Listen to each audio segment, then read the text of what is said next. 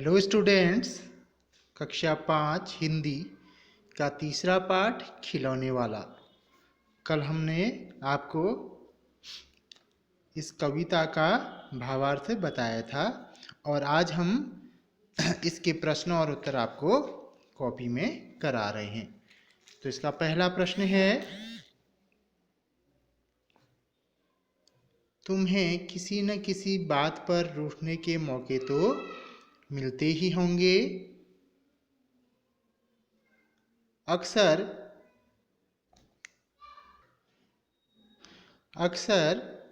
तुम किस तरह की बातों पर रूठती हो और माँ के अलावा घर में और कौन कौन है जो तुम्हें मनाते हैं। तो आपको इस प्रश्न को क्या करना है, खुद इसको समझना है और खुद ही इसका अर्थ यहाँ पे लिखना है। तो पहला प्रश्न क्या था, जैसे अक्सर तुम किस तरह की बातों पर रूठती हो, ये आपको अपने हिसाब से इसका उत्तर लिखना। और दूसरा, माँ के अलावा घर में और कौन कौन हैं जो तुम्हें मनाते हैं। तो ये प्रश्न आपको क्या करना है, खुद ही अपने हिसाब से करना है, ठीक है। इसके बाद हम बढ़ते हैं आगे प्रश्न नंबर 2 पर, कि हम ऐसे कई त्योहार मनाते हैं जो बुराई पर अच्छाई की जीत पर बल देते हैं। ऐसे त्योहारों के बारे में और उनसे जुड़ी कहानियों के बारे में पता करके कक्षा में सुनाओ। हम ऐसे कई त्योहार मनाते हैं जो बुराई पर अच्छाई की जीत पर बल देते हैं।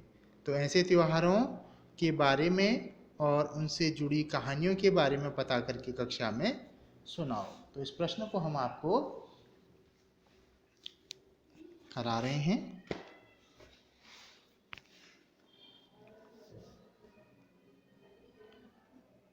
प्रश्न है,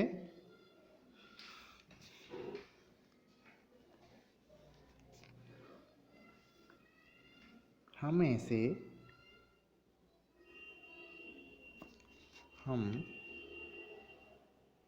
ऐसे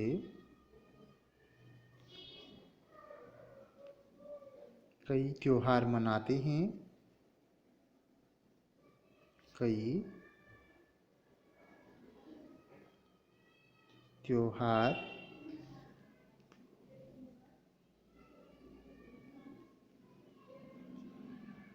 मनाते हैं जो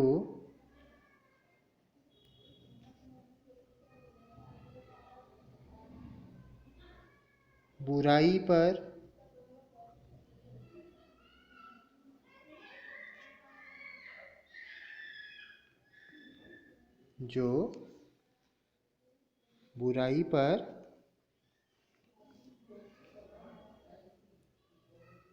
अच्छाई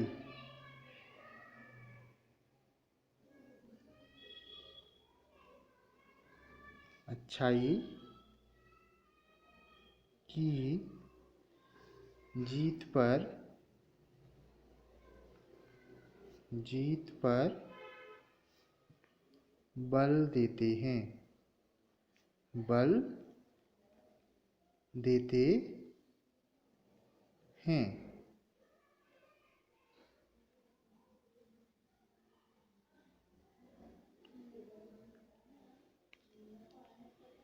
ऐसे त्योहारों के बारे में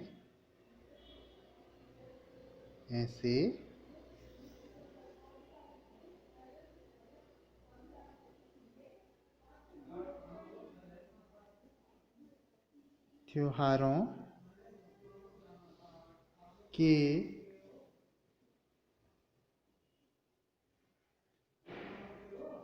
बारे में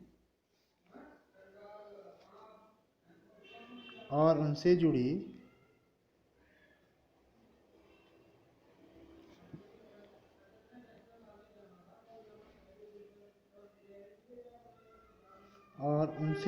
कहानियों से जुड़ी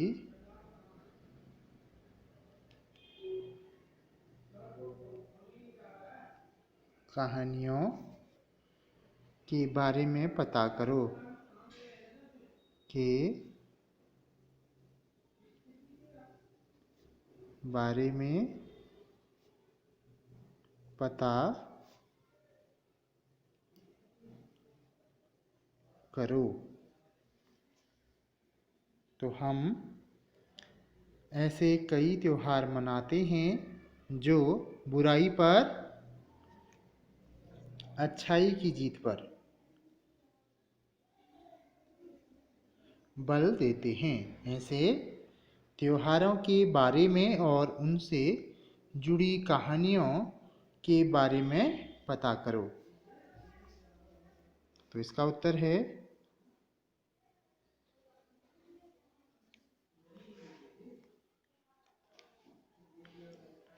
दशहरा और होली।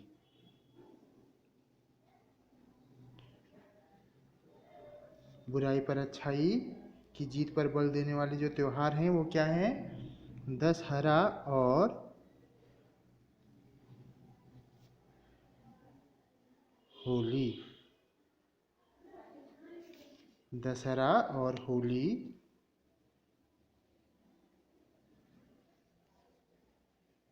ऐसे त्योहार हैं, ऐसे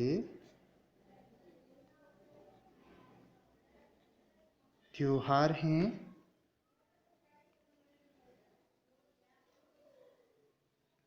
जिनमें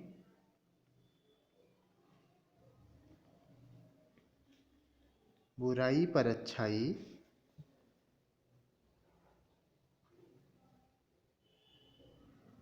बुराई पर अच्छाई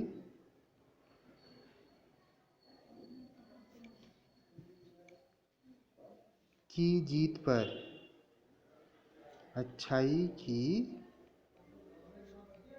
जीत पर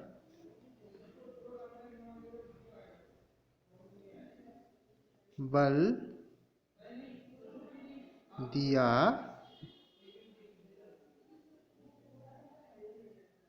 जाता है।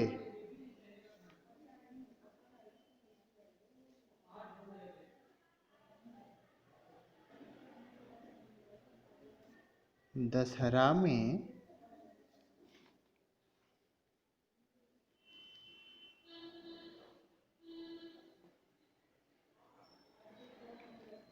दशहरा में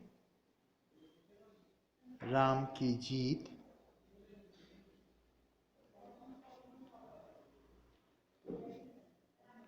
राम की जीत और होली में और होली में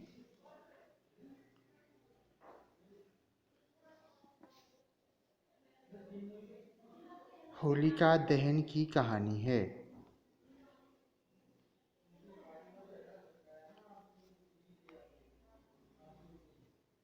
होलिका दहन की कहानी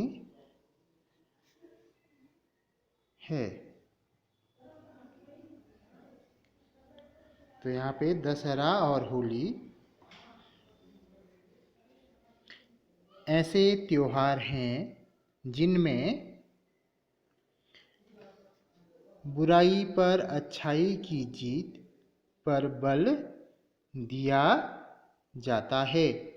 दशहरा में राम की जीत और होली में होलिका दहन की कहानी है।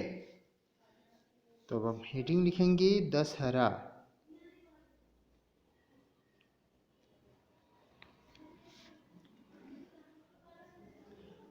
इस दिन क्या हुआ था? दशहरा, इस दिन श्री राम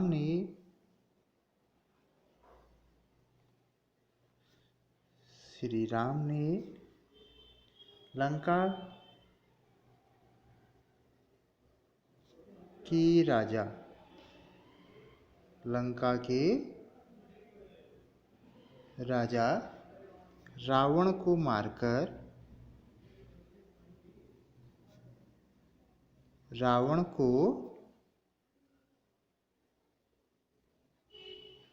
मारकर अपनी पत्नी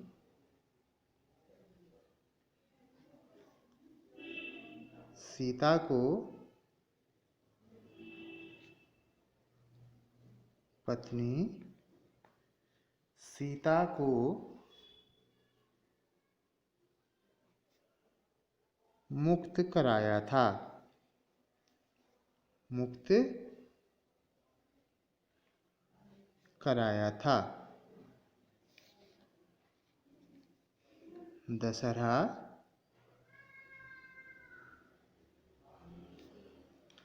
राम की रावण पर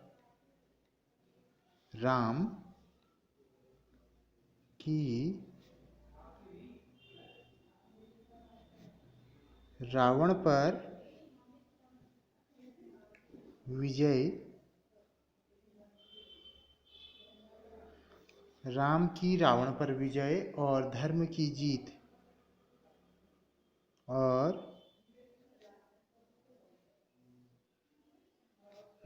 की जीत की कहानी कहता है। धर्म की जीत की कहानी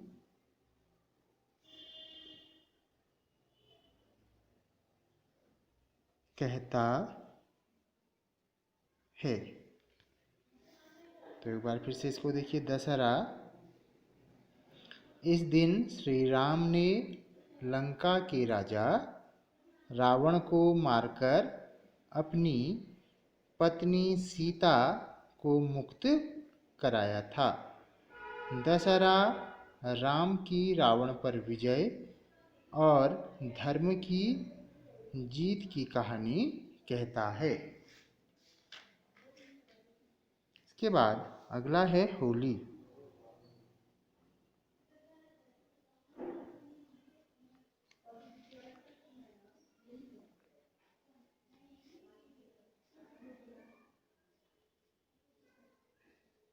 होली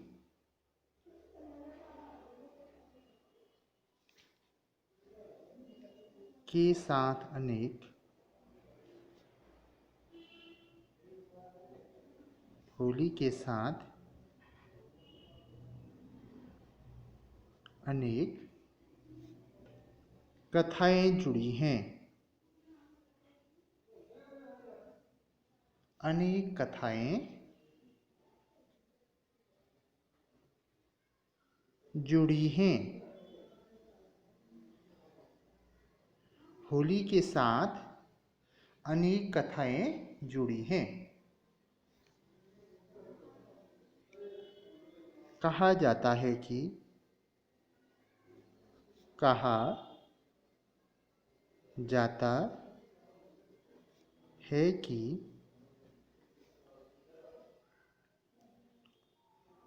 भक्त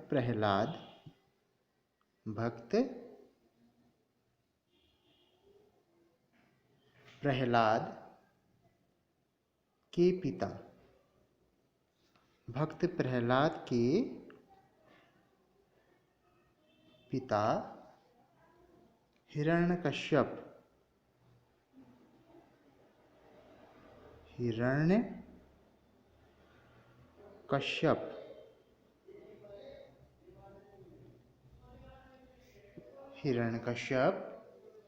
स्वयं को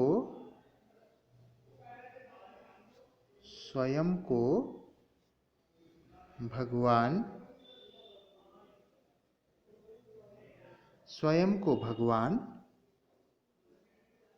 मानता था।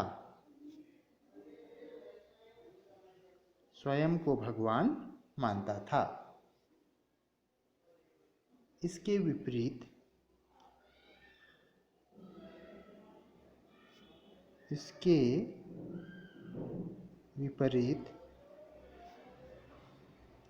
उसका बेटा या पुत्र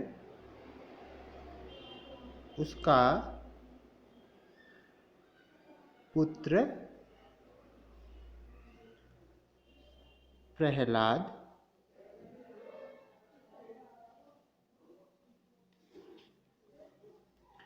भगवान विष्णु का भगवान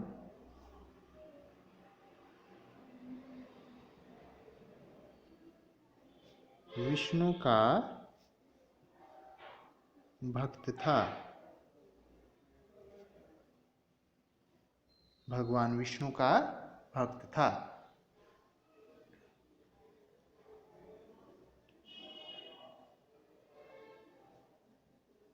उसने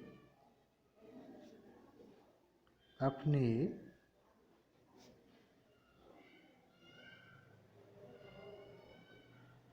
पुत्र को कई बार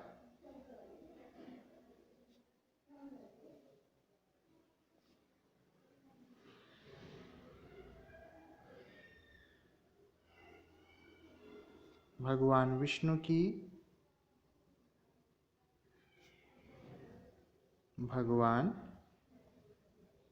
विष्णु की भक्ति करने के लिए रोका। भक्ति करने के लिए रोका।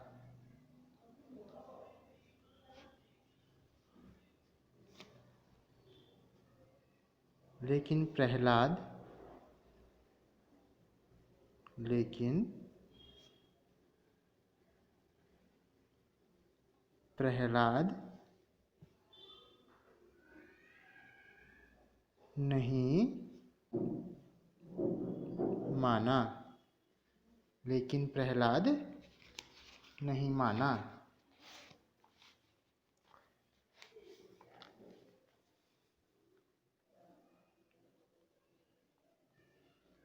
अंत में वह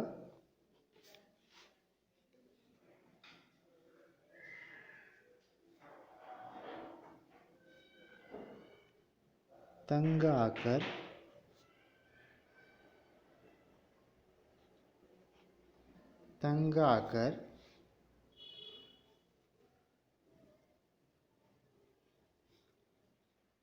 अपनी बहन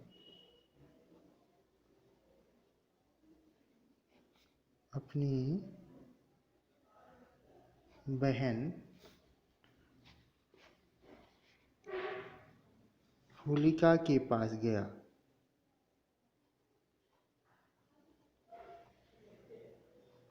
होलिका के पास गया। होलिका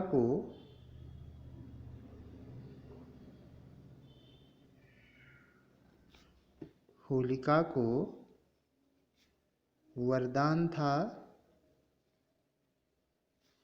होलिका को वरदान था कि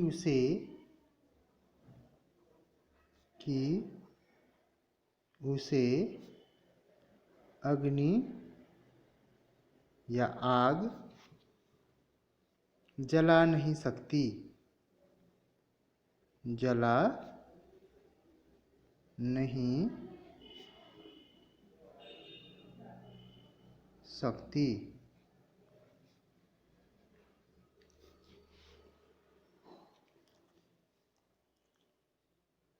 होलिका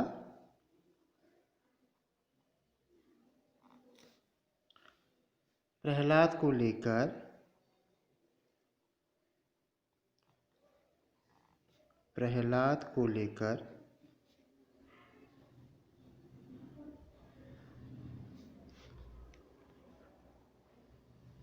होलिका प्रहलाद को लेकर उसे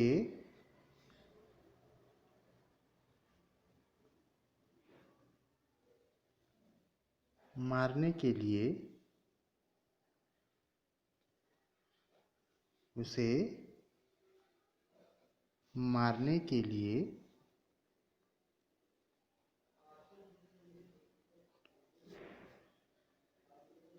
चिता पर जा बैठी। चिता पर जा बैठी।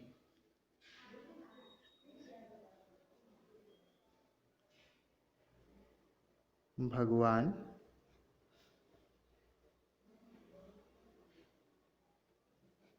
विष्णु की कृपा से, भगवान विष्णु की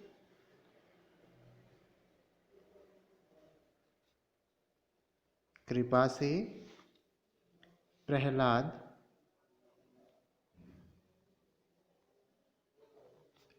सुरक्षित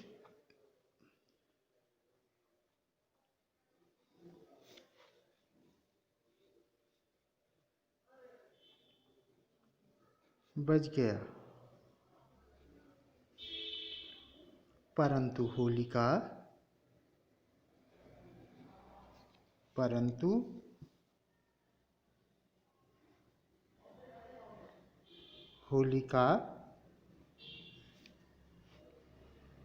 जलकर भस्म हो गई।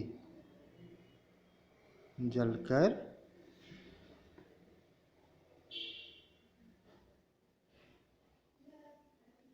भस्म हो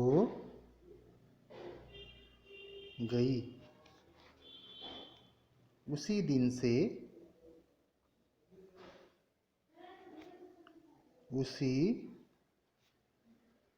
से होलिका दहन किया जाता है। होलिका दहन किया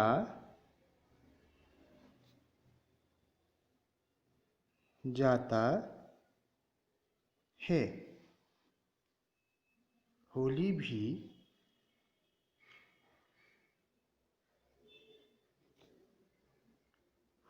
भी अच्छाई पर बुराई,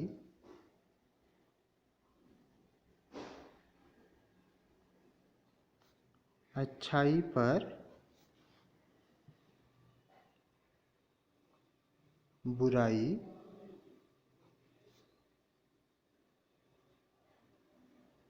की जीत के रूप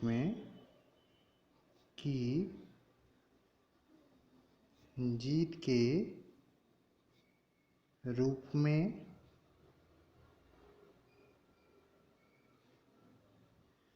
मनाई जाती है।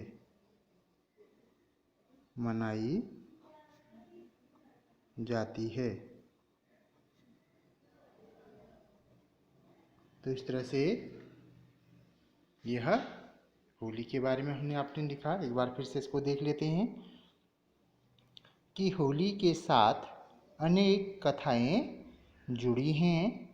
कहा जाता है कि भक्त प्रहलाद के पिता हिरण्यकश्यप स्वयं को भगवान मानता था। इसके विपरीत उसका पुत्र प्रहलाद भगवान विष्णु का भक्त था। उसने अपने पुत्र को कई बार भगवान विष्णु की भक्ति करने के लिए रोका, लेकिन प्रहलाद नहीं माना। अंत में वह तंग आकर अपनी बहन होलिका के पास गया। होलिका को वरदान था कि उसे अग्नि जला नहीं सकती। होलिका प्रहलाद को लेकर उसे मारने के लिए चिता पर जा बैठी। भगवान विष्णु की कृपा से प्रहलाद सुरक्षित बच गया, परंतु होलिका जलकर भस्म हो गई। उसी दिन से होलिका दहन किया जाता है। होली भी अच्छाई पर बुराई की जीत के रूप में मनाई जाती है। तो इस तरह से ये प्रश्न यहाँ पे आपका पूरा होता है। उसके बाद हमारा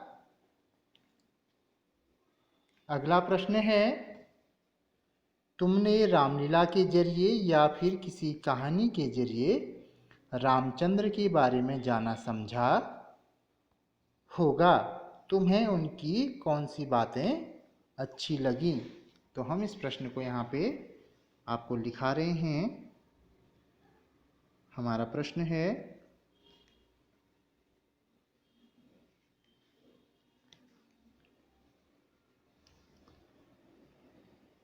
प्रश्न को इस प्रकार लिख रहा हूं मैं यहाँ पे, श्री रामचंद्र जी के बारे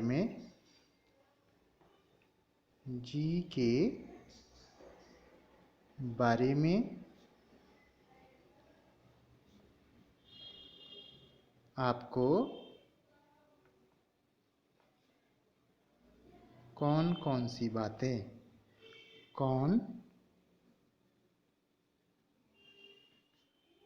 कौन सी बातें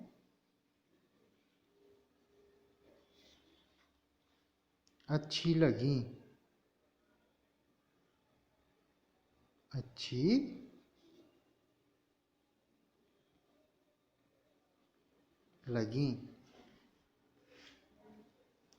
तो इसका उत्तर है,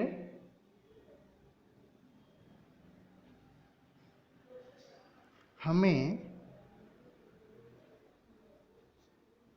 श्री राम की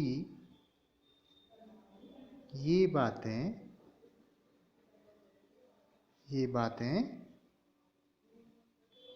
अच्छी लगती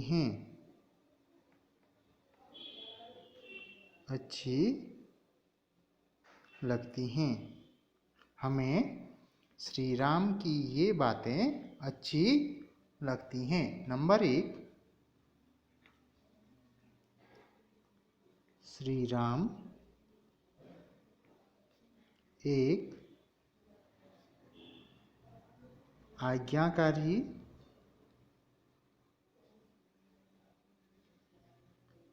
पुत्र थे। नंबर 2, वे धर्म के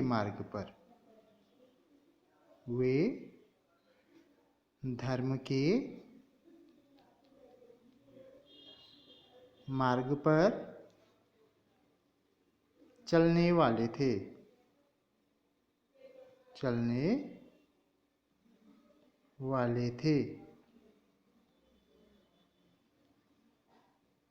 तीसरा है, वे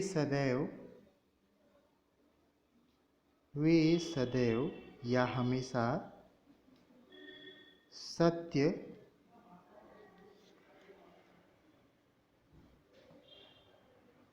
बोलते थे।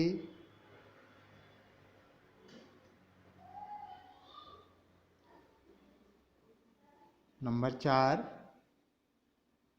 वे अपने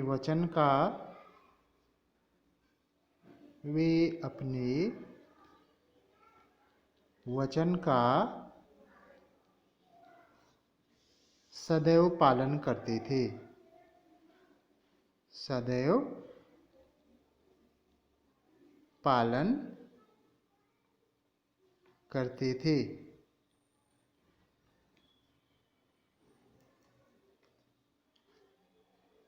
नंबर 5, वे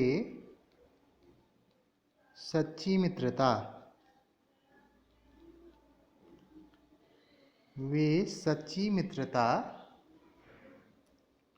निभाते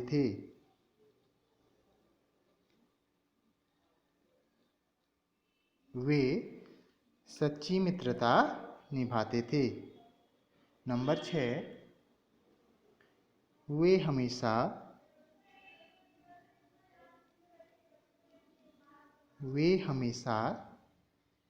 अपने से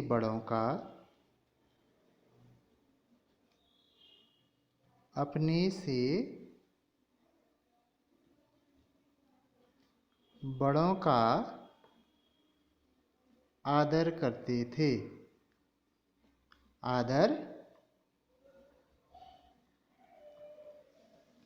करते थे। नंबर 7, वे वीर और साहसी पुरुष थे। वे वीर और साहसी पुरुष थे।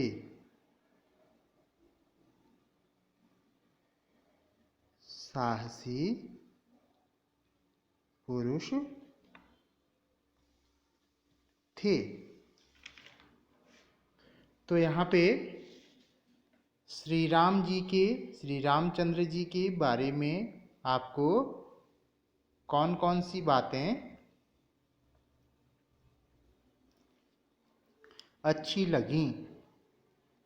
तो उत्तर है इसका, हमें श्री राम की ये बातें अच्छी लगती हैं। जैसे नंबर 1, श्री राम एक आज्ञाकारी पुत्र थे, यानी वह अपने माता पिता की आज्ञा का पालन करते थे। दूसरा, वे धर्म के मार्ग पर चलने वाले थे और वह हमेशा धर्म के रास्ते पर चलते थे। वे सदैव सत्य बोलते थे, हमेशा सच बोलते थे और वे अपने वचन का सदैव पालन करते थे, यानी जो वह वचन दे देते थे, किसी को बात कह देते थे, उसको पूरा करते थे।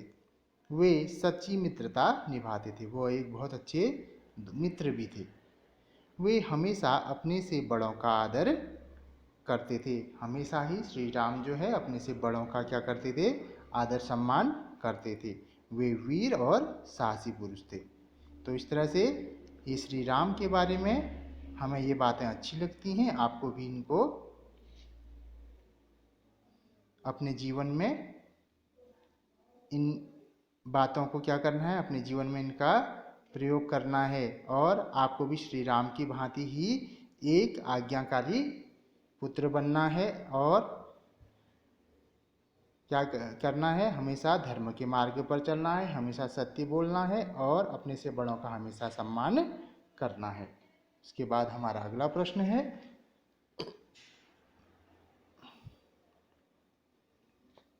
प्रश्न नंबर 4,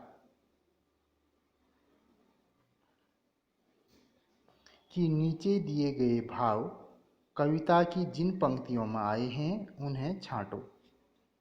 नंबर क, खिलौने वाला साड़ी नहीं बेचता है। खिलौने वाला बच्चों को खिलौने लेने के लिए आवाज़ें लगा रहा है। मुझे कौन सा खिलौना लेना चाहिए? उसमें माँ की सलाह चाहिए। माँ के बिना कौन मनाएगा और कौन गोद में बिठाएगा? अब ये जो भाव कविता में आए हैं, कविता की जिन पंक्तियों में आए हैं, हमें उन्हें क्या करना है? छांटना है, उन पंक्तियों को छांटना है। तो हम इस प्रश्न को ऐसे लिखेंगे कि नीचे दिए कविता, हमारा अगला प्रश्न है, नीचे दिए गए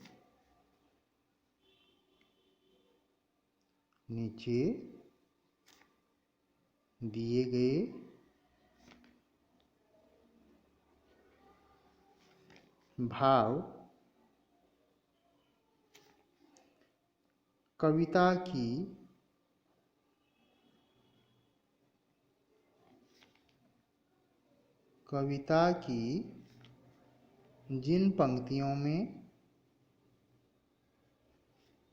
जिन पंक्तियों में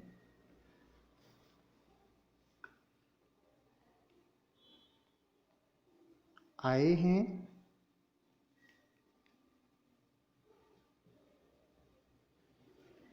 उन्हें छांटो।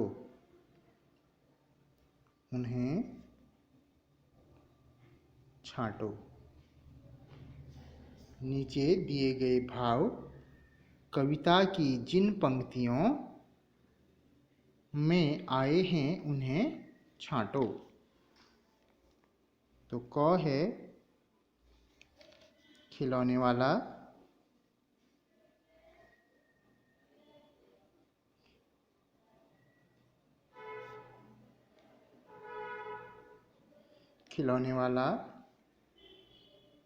साड़ी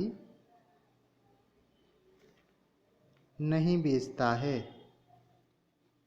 नहीं बेचता है। उसके बाद ख है खिलौने वाला,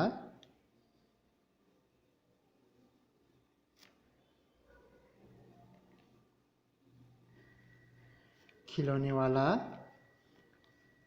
बच्चों को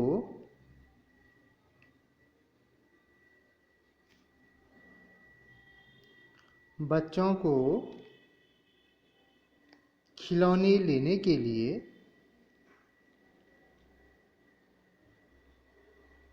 खिलौने लेने के लिए लेने के लिए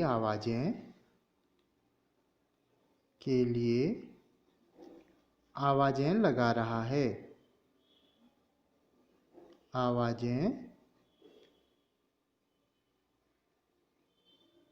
लगा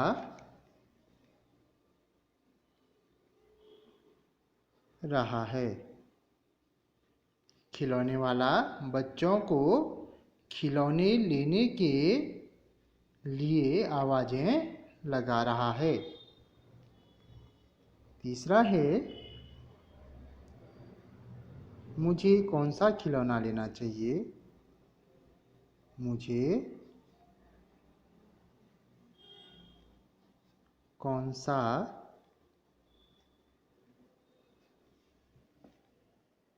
खिलौना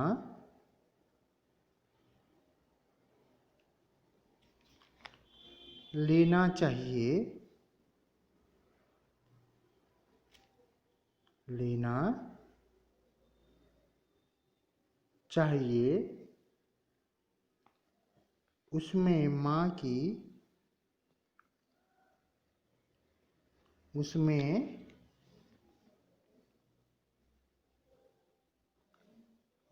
की सलाह चाहिए,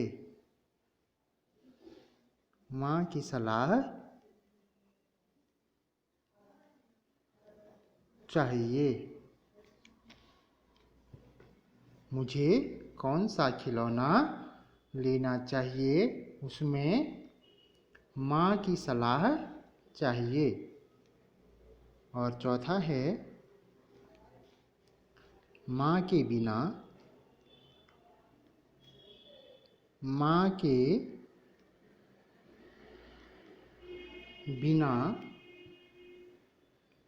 कौन मनाएगा,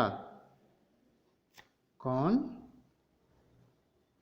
मनाएगा। माँ के बिना कौन मनाएगा। और कौन गोद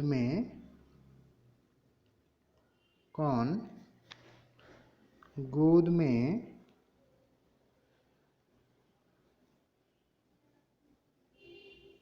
बिठाएगा।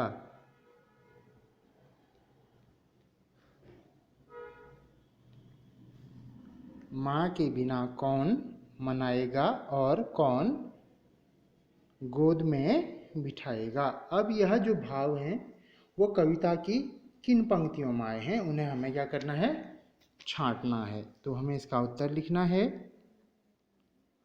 उत्तर तो क पहला क्या है, खिलौने वाला साड़ी नहीं बेचता है। तो ये कहाँ पे आया है, कविता की किन पंक्तियों पर आया है। तो इसका हमें उत्तर लिखना है कभी खिलौने वाला भी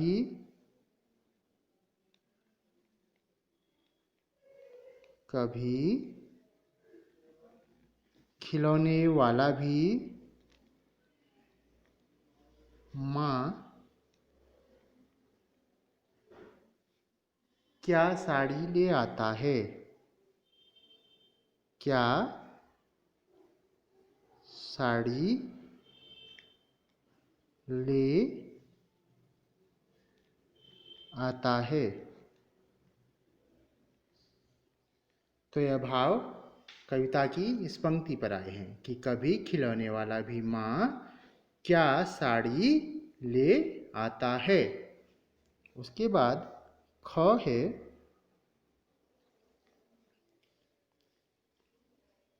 नए खिलौने। ख क्या था, खिलौने वाला बच्चों को खिलौने लेने के लिए आवाजें लगा रहा है। अब यह भाव कविता की किस पंक्ति पर आया है, उस पंक्ति को हम लिख रहे हैं। नए खिलौने, नए खिलौने ले लो भैया, ले लो भैया, जोर जोर वह रहा पुकार, जोर जोर वह रहा पुकार। नए खिलौने ले लो भैया, जोर जोर वह रहा पुकार। उसके बाद तीसरा है ग, मुझे कौन सा खिलौना लेना चाहिए, उसमें माँ की सलाह चाहिए। यह भाव कविता की किस पंक्ति पर आया है कि कौन खिलौना लेता हूँ मैं, कौन खिलौना लेता हूँ मैं, लेता हूँ मैं, तुम भी मन में करो विचार, तुम भी मन में करो विचार।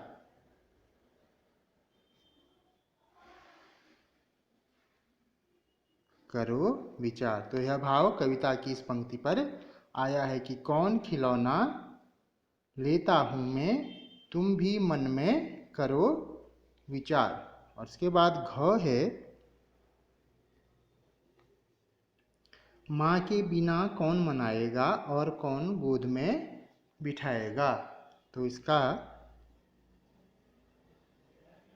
तो कौन मना लेगा, तो कौन मना लेगा।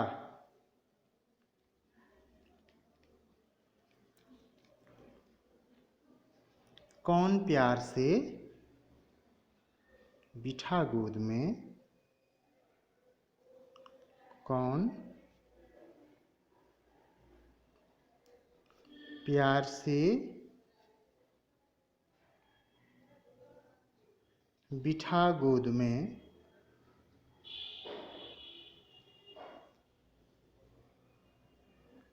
मनचाही चीजें देगा, मनचाही